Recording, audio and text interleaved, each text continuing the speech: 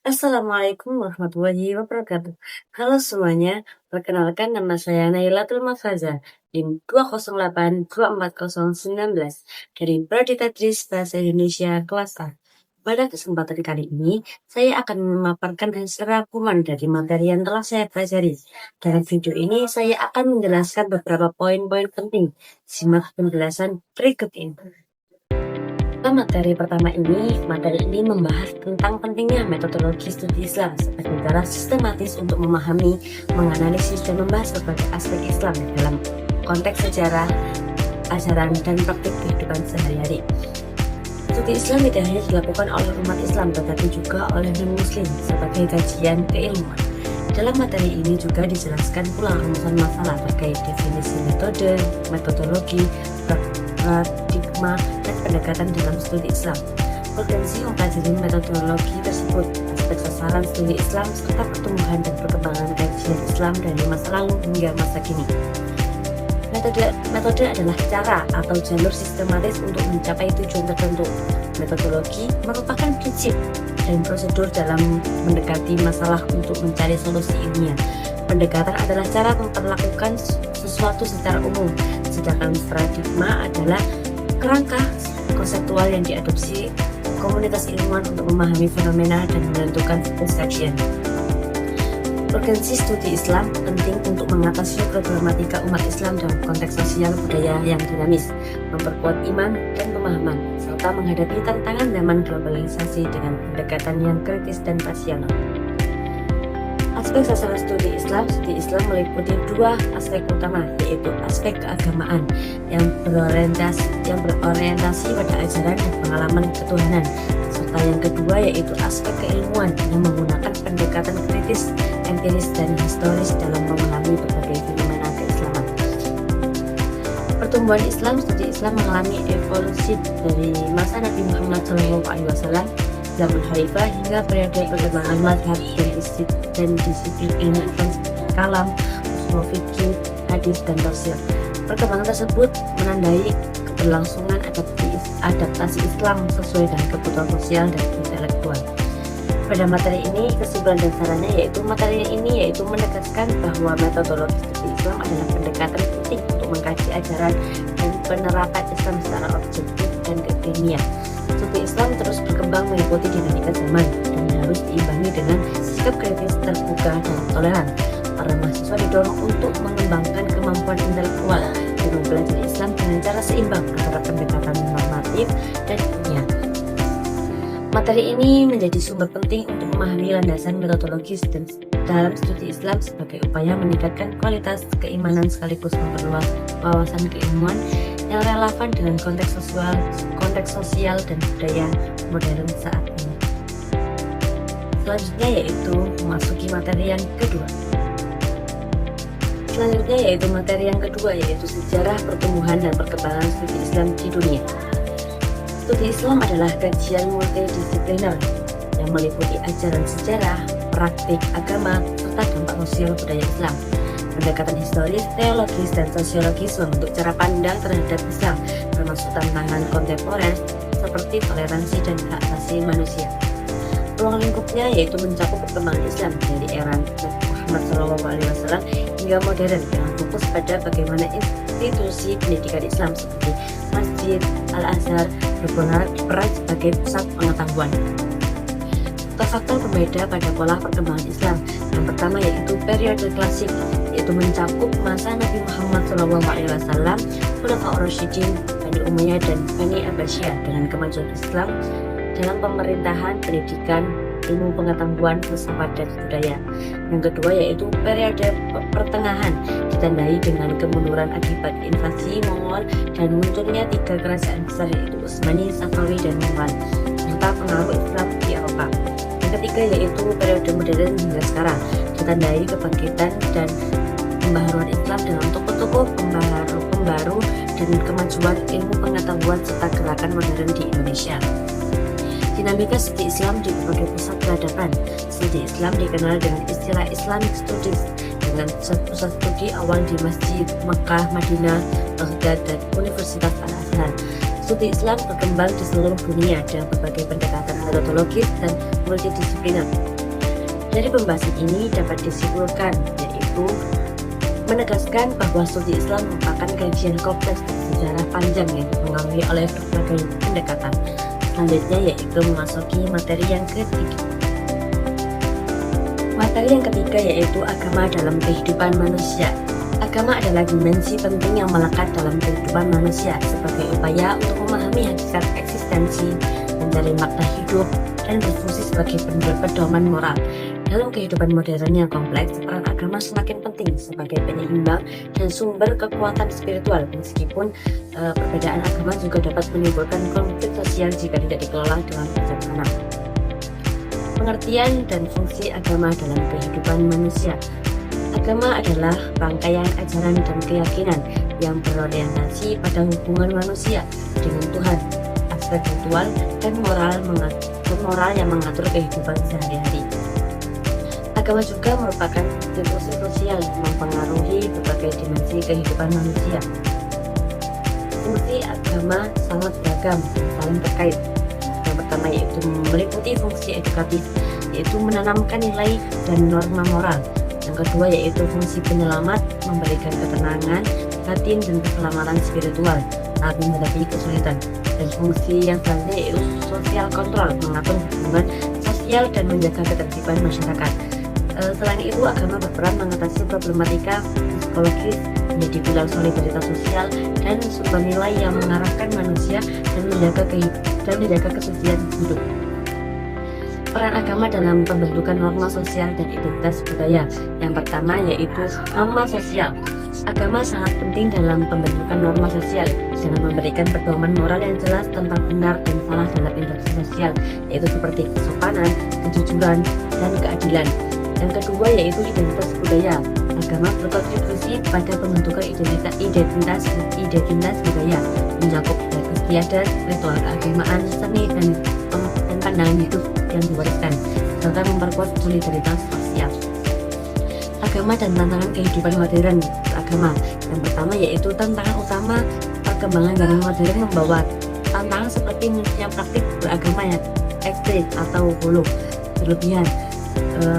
Kebenaran yang tunggal dipaksa untuk kepentingan politik, ekonomi, dan dampak ganda dari kemajuan teknologi digital, penyebaran ajaran sekaligus hoax.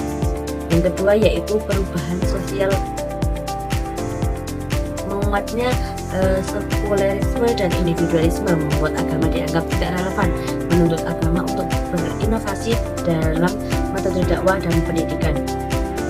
Dari materi ini dapat disimpulkan bahwa agama memiliki peran vital sebagai sistem kepercayaan, institusi sosial, pembentukan norma dan etika, serta sumber ketenangan batin dan solidaritas sosial untuk menghadapi tantangan modern seperti ekstremisme, teknologi perubahan sosial. Pendekatan moderat dan inklusif sangat penting agar agama tetap relevan dan mendukung kerukunan. Selanjutnya yaitu memasuki materi yang keempat, pengertian dan pembahasan karakteristik dimensi ajaran Islam. Definisi dan karakteristik ajaran Islam. Karakteristik ajaran Islam adalah ciri khas atau sifat khusus yang membedakannya dari agama lain. Setelah ini terdiri dari dua kata. Karakteristik yaitu ciri khas, bentuk watak atau tanda khusus. Islam secara etimologi berarti damai, taslim, yaitu menyerahkan diri, pasrah, menyerahkan total kepada Allah, bersih dan suci dan selamat. Secara etimologi, karakteristik di ajaran Islam diartikan sebagai ciri khas ajaran Nabi Muhammad SAW yang mempelajari ilmu pengetahuan dan kehidupan manusia dalam berbagai bidang yang semuanya berpedoman pada Al-Quran dan Hadis. Islam adalah agama yang komprehensif, universal dan tidak hanya mengurusi urusan akhirat, tetapi juga memberikan pedoman dalam menjalani hidup di dunia. Dimensi-dimensi ajaran Islam mencakup berbagai dimensi yang terintegrasi dalam seluruh aspek kehidupan manusia. Yang pertama yaitu dimensi akidah atau fondasi keimanan.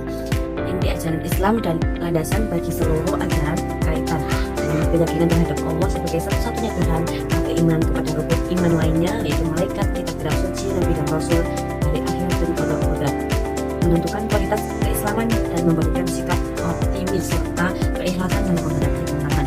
Yang kedua yaitu dimensi ibadah, manifestasi kepatuhan kepada Allah spiritual, yaitu berfokus pada hubungan vertikal antara manusia dan Allah atau hablum minallah seperti sholat, puasa, zakat, dan haji. Kebutuhan ini membutuhkan niat yang ikhlas, memiliki dampak spiritual dengan Allah dan sosial, mengurangi kesenjangan, membentuk kedisiplinan, pada syukur dan memperkuat solidaritas sosial. Yang ketiga yaitu dimensi akhlak atau etika dan moral dalam kehidupan, mencakup hubungan horizontal dengan sesama manusia dan makhluk lain, atau bisa disebut dengan hablum minanas, merupakan tata nilai moral seperti kejujuran, keadilan, kasih sayang, dan kesabaran yang menjadi implementasi nyata dari akidah dan ibadah. Bersumber dari Al-Quran dan Sunnah Rasulullah SAW berperan penting dalam menciptakan keharmonisasian sosial. Yang keempat yaitu dimensi muamalah, regulasi, interaksi sosial dan ekonomi. Ini berkaitan dengan hubungan antara individu dan aspek sosial, ekonomi dan politik, menekankan prinsip keadilan, transparansi dan keseimbangan, memberikan solusi terhadap masalah ekonomi global, contohnya larangan riba dan konsep bagi hasil, mengatur aspek duniawi secara menyeluruh. Penerapan karakteristik dan dimensi ajaran Islam dalam kehidupan sehari-hari. Karakteristik Islam dalam berbagai bidang. Yang pertama yaitu agama, mengakui pluralitas dan eksistensi agama lain atau toleran tetapi menolak pluralisme yang menganggap semua jalan menuju Tuhan adalah sama, sebab tunduk kepada Tuhan harus melalui din al-Islam. Yang kedua yaitu ibadah, dibagi menjadi ibadah mandal atau tata cara ditentukan seperti sholat, puasa, dan ibadah wairu madan. Mencakup aspek kehidupan seperti ekonomi, sosial yang bernilai ibadah jika dinyatakan karena Allah. Yang ketiga yaitu ilmu dan kebudayaan, bersifat terbuka, akomodatif tetapi selektif, yaitu penerimaan yang sejalan dengan Islam. Ilmu dipandang sebagai jihad dan pilar peradaban. Yang keempat yaitu pendidikan, hak semua orang dengan metode yang variatif, seperti ceramah, diskusi, teladan, dan sebagainya sesuai Al-Quran dan hadis. Yang kelima yaitu sosial, mengajarkan keadilan, tolong menolong, kesetaraan, solidaritas, dan kebersamaan. Yang keempat yaitu ekonomi, dari sifat berimbang atau adil, menolak kapitalisme dan sosialisme ekstrim, tidak memisahkan urusan dunia dan agama, menolak sekularisme. Yang ketujuh yaitu kesehatan, menekankan kebersihan lahir dan batin seperti fisik dan spiritual, mencakup makna halal, pakaian bersih, lingkungan sehat, dan keikhlasan budi. Kebersihan adalah bagian dari iman. Yang kedelapan yaitu politik, tidak menentukan bentuk pemerintahan tertentu tetapi menekankan nilai keadilan, kemakmuran, keamanan, dan kesejahteraan. Yang kesembilan yaitu pekerjaan, dipandang sebagai ibadah jika dilakukan dengan niat ikhlas, profesional, bermanfaat, dan mengerjakan amal terbaik. Yang kesepuluh yaitu disiplin ilmu, bersifat normatif, historis, dan filosofis serta menyeimbangkan dunia dan akhirat. Faktor-faktor yang mempengaruhi pemahaman terhadap karakteristik dan dimensi ajaran Islam dipengaruhi oleh yang pertama, pengaruh sosial, dibentuk oleh pendidikan dan keteladanan orang tua, tradisi budaya, dan tekanan sosial atau teman sebaya, komunitas untuk menyelesaikan diri dengan praktik keagamaan dan budaya. Yang kedua yaitu faktor bidang pengalaman, yaitu interaksi dengan lingkungan, kegiatan spiritual, dan refleksi pribadi, memperkuat pemahaman, pengalaman ibadah, dan amal kebaikan, membuat makna ajaran Islam menjadi nyata. Yang ketiga yaitu faktor kebutuhan. Agama memberikan jawaban atas kebutuhan manusia yang mendasar seperti kebutuhan akan keagamaan atau keselamatan, cinta kasih, harga diri, dan pencarian makna hidup akibat ancaman kematian. Yang keempat yaitu proses pemikiran, yaitu penggunaan akal dan nalar, refleksi, analisis, dan evaluasi terhadap ajaran yang diterima, yaitu membentuk pemahaman yang matang dan tidak sekedar penerimaan dogmatis. Baik, selanjutnya yaitu memasuki pemaparan materi yang kelima. Ini yaitu materi yang kelima, penelitian agama dan penelitian keagamaan. Hakikat penelitian secara umum, penelitian adalah usaha ilmiah yang sistematis dan objektif untuk menemukan, mengembangkan, dan menguji pengetahuan. Penelitian ini menggunakan metode ilmiah atau pendekatan rasional dan empiris. Agama sebagai objek penelitian. Agama mengandung dua jenis ajaran, yaitu yang pertama yaitu ajaran dasar atau wahyu yang bersifat absolut, mutlak, benar, dan tidak berubah. Yang kedua yaitu penjelasan atau pemikiran ahli, yaitu bersifat relatif, berubah, dan tidak mutlak benar. Fokus penelitian agama tidak meneliti kebenaran teologis atau wahyu, tetapi meneliti bagaimana ajaran agama dipahami, dihayati, dan dipraktikkan dalam realitas sosial kultural masyarakat. Perbedaan penelitian agama dan penelitian keagamaan. Menurut Littleton, penelitian agama fokus pada materi agama, yaitu doktrin, mitos, makib, substansi Islam, kalam fikih, dan lain-lain. Penelitian keagamaan yaitu fokus pada sistem keagamaan atau agama sebagai produk interaksi sosial. Menurut Zuhaid S. Raja, penelitian agama, kajian tentang asal-usul agama dalam pemikiran terhadap ajaran, yaitu melahirkan disiplin seperti tafsir, hadis, usul fikih. Penelitian hidup keagamaan yaitu kajian tentang praktik-praktik ajaran agama oleh individu dan kolektif, perilaku, budaya, dan perantara sosial. Model dan metode penelitian meliputi eksploratif, deduktif, historis, dan korelasi dan eksperimen. Metode yang digunakan tergantung pada objek kajiannya. Jika terkait pemikiran atau kegiatan, metodenya itu menggunakan metode filsafat. Jika terkait psiko atau perilaku, metodenya menggunakan ilmu sosial seperti sosiologi, antropologi, psikologi. Jika terkait gejala sosial, penelitian keagamaan cukup meminjamkan metodologi penelitian sosial yang sudah ada seperti analisis sejarah, survei, observasi, dan analisis teknik. Selanjutnya yaitu masuki materi yang terakhir, materi yang keenam. Selanjutnya yaitu bagi materi yang keenam, yaitu pemikiran Islam universal, eksklusif, dan inklusif serta relevansinya di era modern. Pemikiran Islam universal. Islam adalah agama yang membawa risalah universal atau rahmatan lil alamin. Universitas Islam tercermin dalam ajaran yang mengatur hubungan dengan Tuhan dan kehidupan sosial, politik, budaya, serta ilmu pengetahuan. Inti dari ajaran universal ini adalah tauhid dan kesatuan umat manusia yang menjamin perlindungan dan keadilan bagi setiap orang tanpa diskriminasi. Yang kedua yaitu tantangan di era modern. Prinsip fundamental Islam menghadapi tantangan besar di era modern yaitu terutama dalam konteks pendidikan dan sosial. Tantangan utamanya yaitu meliputi yang pertama digitalisasi dan teknologi yang menciptakan kesenjangan akses dan literasi. Yang kedua yaitu kurikulum pendidikan Islam yang dinilai kurang relevan karena terlalu fokus pada teks klasik tanpa integrasi ilmu modern. Yang ketiga yaitu arus budaya global yang cepat. Ini membawa nilai yang bertentangan dengan prinsip Islam fundamental. Perbedaan Islam eksklusif dan inklusif.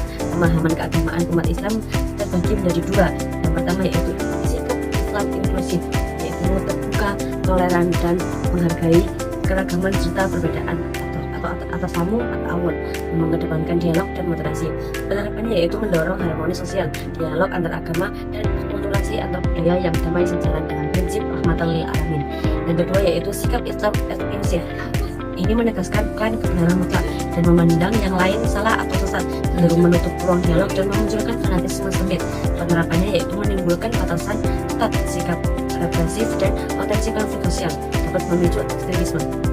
Dari materi terakhir ini dapat disimpulkan kajian tentang pemikiran Islam universal, eksklusif, dan inklusif serta relevansinya sangat penting untuk menjawab persoalan global seperti radikalisme dan ketidakadilan. Pendekatan inklusif sangat diperlukan di masyarakat majmuk untuk menciptakan kedamaian, toleransi, dan adaptasi tanpa kehilangan esensi ajaran Islam. Baik, itu saja materi-materi yang dapat saya sampaikan. Kalau lebihnya saya mohon maaf. Wabillahi taufiq wal hidayah. Wassalamualaikum warahmatullahi wabarakatuh.